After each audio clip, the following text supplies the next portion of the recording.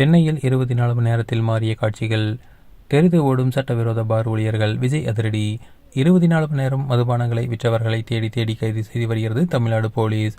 சென்னை முழுக்க பல்வேறு பகுதிகளில் சட்டவிரோத பார்கள் நடத்திய தொடர்பாக போலீசார் நேற்று சோதனை நடத்தினார்கள். இந்த வேட்டையில் 16 பேர் கைது செய்யப்பட்டனர். 500 மது பாட்டில்கள் பறிமுதல் செய்யப்பட்டிருக்கிறது. நேற்று திருவொற்றியூரில் சட்டவிரோத மது விற்பனையை தடுக்க தவறிய இன்ஸ்பெக்டர் சஸ்பெண்ட் செய்யப்பட்ட நிலையில் அடுத்து அதிரடியான சம்பவங்கள் நடந்து வருகிறது.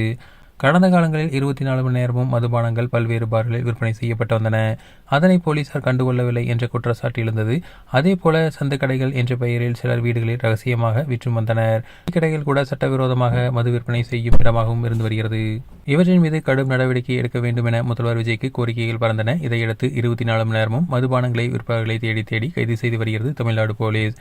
சென்னையை பொறுத்தவரை சென்னை மாநகர போலீஸ் கமிஷனர் அபின் தினேஷ் உத்தரவின் பேரில் சென்னையில் உள்ள 12 காவல் மாவட்டங்களிலும் அந்தந்த துணை கமிஷனர்களின் தலைமையில் சென்னை முழுவதும் தீவிர பரிசோதனை நடத்தப்பட்டது.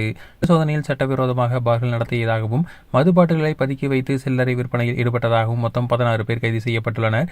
அவர்களிடமிருந்து 500 மது பாட்டில்கள் பறிமுதல் செய்யப்பட்டிருப்பது குறிப்பிடத்தக்கது.